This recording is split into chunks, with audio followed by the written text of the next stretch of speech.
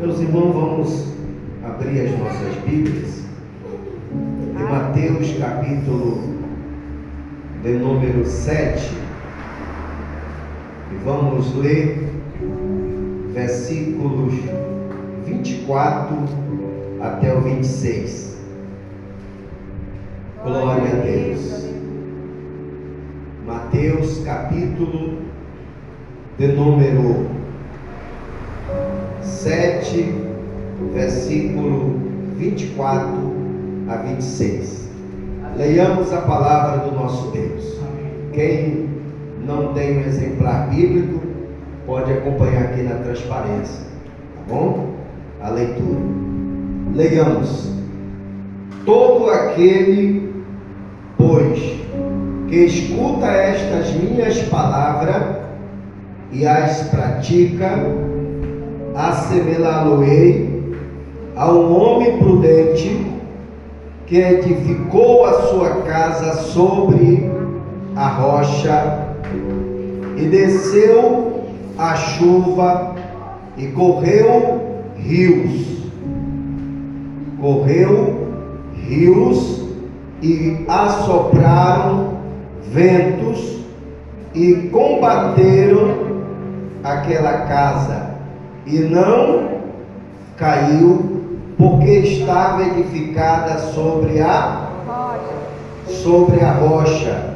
E aquele que ouve estas minhas palavras e as não cumpre, compará-lo-ei ao homem insensato que edificou a sua casa sobre a areia, e desceu a chuva e correu rios e assopraram ventos e combateram aquela casa, e caiu, e foi grande a sua queda. Deixa a sua Bíblia aberta para nós compartilharmos da palavra do nosso Deus. O assunto, ou seja, a epígrafe, meus irmãos, desses versículos que nós lemos, fala sobre os dois alicerces ou os dois fundamentos. Tanto faz alicerce como fundamentos, é a mesma coisa. Ou seja, os dois tipos de ouvinte. O ouvinte que ouve a palavra de Deus, após ouvir, entender, guarda no seu coração e aí torna-se praticante. E o outro ouvinte é aquele que ouve a palavra de Deus, mas talvez não entende, e se entende, não se submete à palavra de Deus e não pratica. Então esses dois ouvintes, eles passam a edificar a sua casa, a sua vida, o seu santuário, que é de Deus, que é a sua vida espiritual. Um que ouve e pratica, passa a edificar a sua vida na rocha.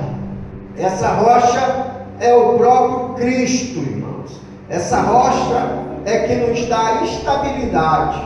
Essa rocha é que nos dá alicerce, capacidade para nós vencer as lutas. Mas aquele que ouve a palavra de Deus e não se submete, não pratica, o alicerce dele não é rocha, é areia. A areia não dá estabilidade. A areia não traz, irmão, autoconhecimento para o seu dia a dia. Quando vem a perseguição, quando vem a peleja, quando vem as calúnias, quando vem a tentação, bate ao encontro da sua casa e da minha, e a gente se escandaliza, para de congregar, para de orar, para de louvar, para de dizimar, para de vir à igreja, e aí começa a se direcionar para outros lugares. os lugares que não levam à vida eterna. Portanto, nesta noite, eu quero fazer uma aplicação para os meus irmãos desta palavra. Qual tem sido o seu fundamento, o meu fundamento da minha vida espiritual? A rocha que é Cristo ou a areia que é as falsas doutrinas, que é uma vida não de oração, que é uma vida não de praticar a disciplina bíblica, que é o jejum? Aonde você tem alicerçado a sua vida?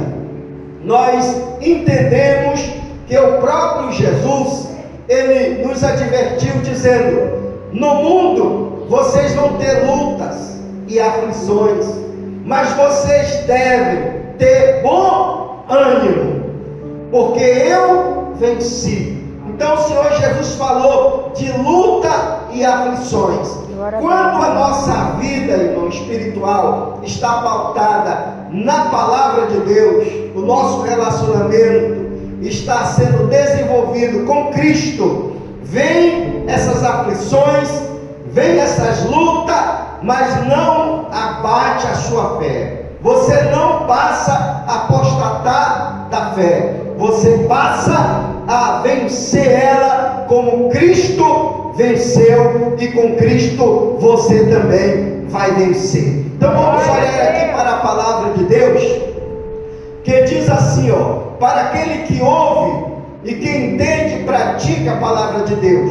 Versículo 25: e desceu a chuva. Essa chuva aqui, meus irmãos, são as organizações da sociedade, aonde nós estamos inseridos.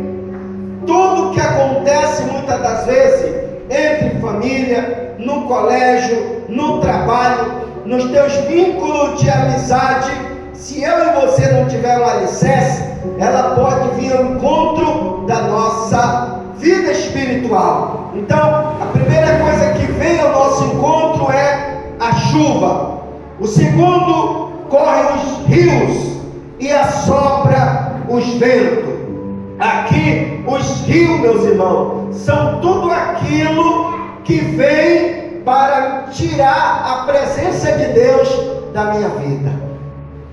Aqui, os ventos são os problemas que surgem, problema conjugal, problema espiritual. Você às vezes se angustia: eu não vou mais orar, eu não vou mais à igreja. Esses são os ventos que estão soprando sobre a tua vida espiritual. Mas se a sua vida, irmão, está alicerçada em Cristo, pode vir a chuva, pode correr os rios, pode assoprar o vento, vai combater a sua casa, mas não vai cair, porque está edificada em Cristo, na rocha, na palavra, numa vida de oração, numa vida de jejum, e aí só é vitória. Glória a Deus, aleluia. Agora no versículo 26: aquele que ouve estas minhas palavras e não cumpre, compará-lo-ei um homem insensato que edifica a sua casa sobre a areia. Versículo 27: desce a chuva, vem o mesmo problema para aquele que está com a sua casa edificada na rocha. Vem a chuva, corre o rio, assopra os ventos e combatem contra aquela casa, e a casa cai, porque foi edificada na areia, e é grande a sua queda. Quando diz que é grande a sua queda, isso fala de uma pessoa, irmão, que às vezes é um obreiro, que prega, que já vem aqui na frente, dá testemunho, e as pessoas passam aí, os vizinhos percebem: olha, o irmão vai para a igreja, olha, eu passei lá na igreja, eu vi aquela senhora, aquele senhor, falando do amor de Deus, que coisa maravilhosa. Passa o tempo, vem as lutas, vem os problemas, ele não lia a Bíblia, ele não praticava, ele não orava como deveria, ele não vigiou, e aí foi para os bares, foi para as prostituição, foi para as coisas erradas, e aquela mesma pessoa passa e diz assim: meu Deus, olha, aquela pessoa estava na igreja, agora não está mais na igreja. Se for um crente do banco, irmão, é uma coisa; se for aquele que está sendo levantado por Deus, que vem aqui à frente, que prega, que está fervoroso, grande a queda, ou seja, o escândalo é maior, e aquela pessoa chega até de dizer assim: eu que não quero ser crente desse jeito, crente Raimundo, um dia com o pé na igreja, outro dia com o pé no mundo. Por isso que ainda não foi para a igreja, porque eu não quero brincar de ser crente, mas aquele que ouve a palavra de Deus, irmão, e pratica, esse é diferente. Então olhe para a pessoa que está do seu lado aí, diga: que tipo de ouvinte você tem sido? Fala aí para ele.